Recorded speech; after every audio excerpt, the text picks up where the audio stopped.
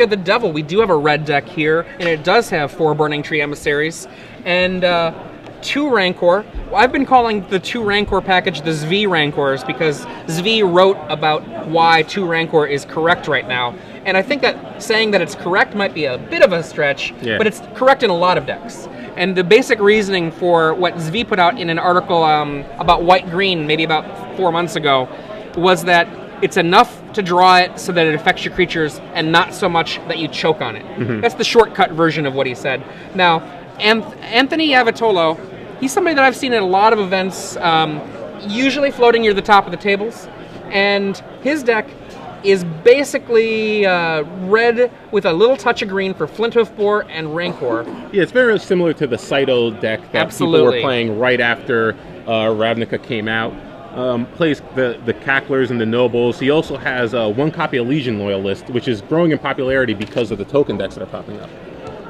Because Legion Loyalist ability, obviously, if it has Battalion, your creatures gain first strike, and they can't be blocked by tokens.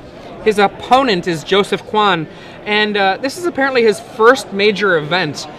Right now, he is... And he played a very powerful spell in this matchup. Boom, that's a good one. Blind Obedience, something that I know you're fond of. I love Blind Obedience.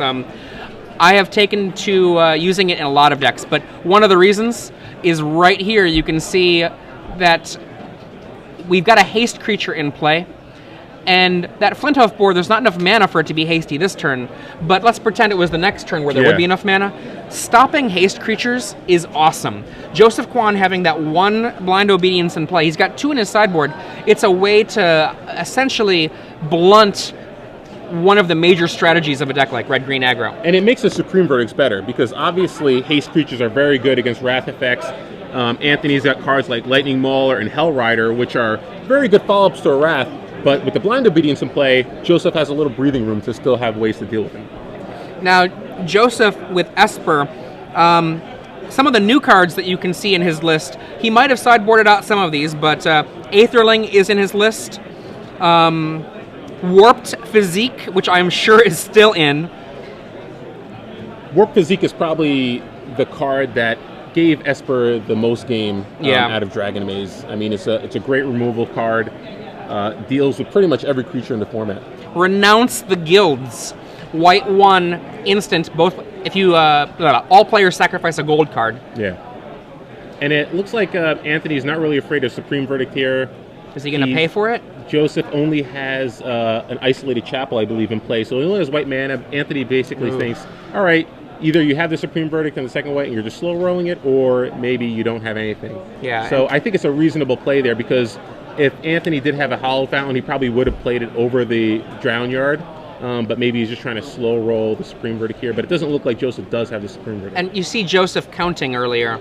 What he's basically trying to figure out is, can he survive? He's going to be able to drain 1 life when he casts Haunted Physique. But in order to do that, does he even have the mana that'll work, or is it going to have to cost him 2 life to do it? Yeah, it looks like it's going to have to cost him 2... Oh, no, I believe he has an Isolated Chapel. So or is that a Drowned Catacombs? Yeah, so I don't think... I think he might actually have to pay 2 life to do this. I can't tell the glare there. Okay. So it's a chapel and a catacomb. Okay. It looks like he might just try to cast the Think Twice into maybe... Does he have a Terminus in his list? There are 2 Terminuses. That's a big risk. So it looks like we might be on the gamble play right here. I mean, he can still cast Physique without a drain. So he can cast Physique without a drain, and it kills that. So he ends up going to 5, which is still gives him a time to draw either a Terminus or a Supreme Verdict. Now, in Anthony's hand, he does have a Flinthoof Boar, but as we said before, it looks like he has a Rampager as well. Looks like Rampager might clean this game up. Warp Physique is going to give it -4, so yep. Oh, doctor. So Warp Physique actually gives it +4, -4, but the Rampager actually gives it +4 in toughness anyway, so Anthony actually just seals the game right there. See that smile there? I was like, yeah, one of the things I really love about Rampager is so often it is correct to wait until